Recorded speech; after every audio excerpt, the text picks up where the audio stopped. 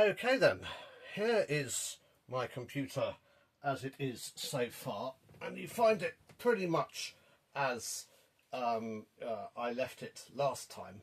However, I've done a couple of things. I've attached the 8 data pins to these 8 lines here, and I've attached the 16 address pins to these lines here.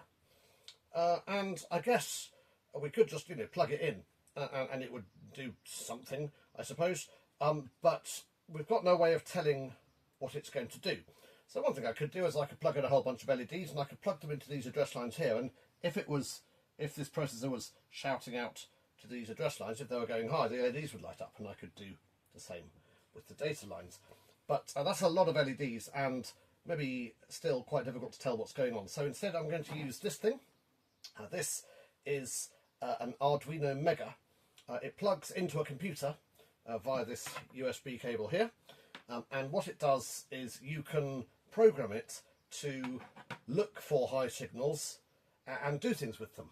So the first thing I'm going to do is I'm going to plug in 16 of these lines over here, the address lines, and 8 of these lines over here, the data lines, and we're going to see if we can tell if it's doing something.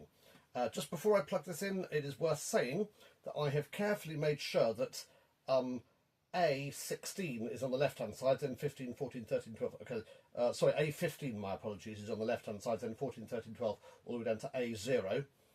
And again, over here, I've made sure that D7 is on the left hand side, all the way down to D0. And what that means is that if this turns out to be lots of zeros and ones, it'll look like a binary number with the biggest chunk on the left and the smallest chunk on the right, as we generally tend to write numbers.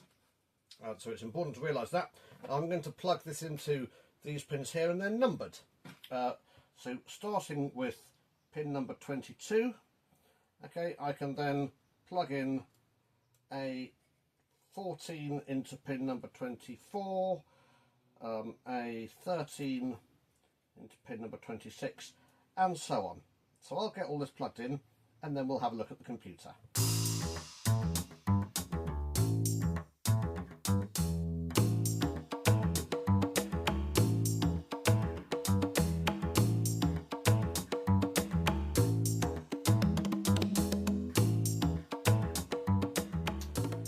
Okay, so I've plugged the address lines into 22, 24, 26, 28 and so on, and I've plugged the data lines into 31, 33, 37, 39 as far as I can tell.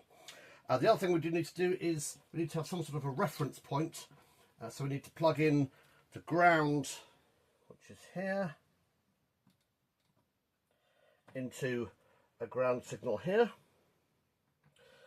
and with a bit of luck, when I go across the computer, we should then be able to start coding and seeing what's going on. So let's do that.